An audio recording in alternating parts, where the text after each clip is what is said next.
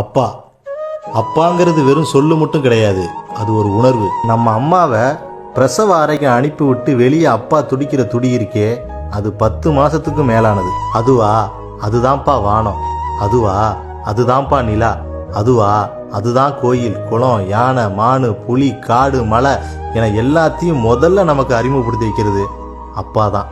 என்னைக்கு நம்ம பிறந்த உடனே நம்மளை கையில ஏந்தினாரோ அன்னைக்கு நம்மளை கையில சுமக்க ஆரம்பிச்சவர் தான் காலத்துக்கும் நம்மளை சுமப்பாரு. நாம தீபாவளிக்கும் பொங்கலுக்கும் நாம கேட்ட உடனே புது ட்ரெஸ் அப்பா வாங்கி கொடுத்தாருன்னு தான் தெரியும். ஆனா அதை வாங்குறதுக்கு அவர் எவ்வளவு கஷ்டப்பட்டு இருப்பாருன்னு நாம யாராவது நினைச்சு பார்த்துருக்கோமா? பள்ளிக்கூடத்துக்கு போறதுக்கும் காலேஜ் போறதுக்கும் காசு தேவைப்படுதுன்னு அம்மாட்ட கேட்டா அம்மா தான் சேலையில முடிஞ்சு வச்ச 10 ரூபாயும் கடுகு டப்பால வச்சிருக்கிற 20 ரூபாயும் எடுத்து தருவா. ஆனா அப்பா தான் வேலைக்கு போற இடத்துல சாப்பிட்றதுக்கு வச்சிருந்த காசை எடுத்து கொடுத்துட்டு அன்னைக்கு பூரா சாப்பிடாம அவர் பட்டினியா கிடப்பாரு. நமக்கு என்ன, அவர் காசு கொடுக்கலன்னா திட்டுவோம், சில பேர் அடிக்க கூட செய்வோம், பேசாம கூட இருப்போம். நாம எப்படி இருந்தாலும் அப்பா வேலைக்கு போயிட்டு நைட்டு வர மனுஷன் வீட்டுக்கு உள்ள நுழைஞ்சதுமே புல்ல சாப்பிட்டானான்னு கேட்பாரு. அப்பாங்கிறது 1000 யானைக்கு சமங்க.